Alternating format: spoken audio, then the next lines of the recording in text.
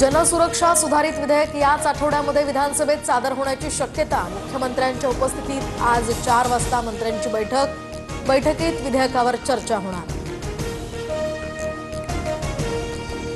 अलिबाग जवळच्या कोर्ले समुद्रकिनारी आढळलेली संशयास्पद बोट बेपत्ता, तर हेलिकॉप्टरच्या माध्यमातून तटरक्षक दल आणि पोलिसांकडून या बोटीचा शोध सुरू। बेपत्ता बोट पाकिस्तानी असल्याचाही संशय।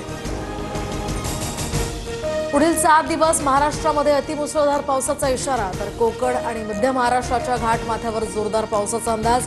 मराठवाड्यात अतिमुसळधार पावसाची शक्यता। गंगापूर धरणातून 5186 क्युसेक पाण्याचा विसर्ग। गोदाघाट परिसरामध्ये पाणी पातळीत मोठी वाढ।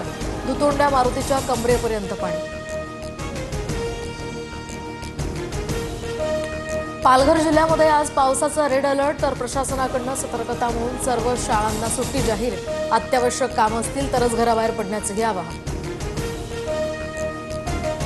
मंत्री संजय शिरसाट यांच्या अडचणी वाढण्याची शक्यता, तर अंबादास दानवे विट्स हॉटेलच्या खरेदी गैरप्रकरणाचा मुद्दा विधिमंडळात मांडणार।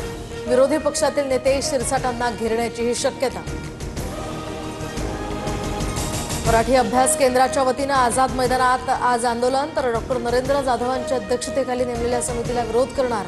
पवार, उद्धव ठाकरे, हर्षवर्धन सपकाळ या आंदोलनाला हजर राहणार।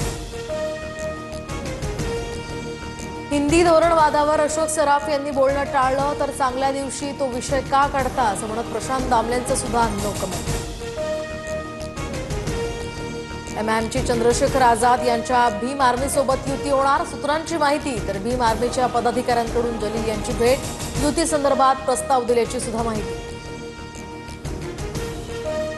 पुण्यात हातात कोयता घेत गांधीजींच्या पुतळ्याची विटंबना करण्याचा प्रयत्न। पुणे रेल्वे स्थानक परिसरातली घटना।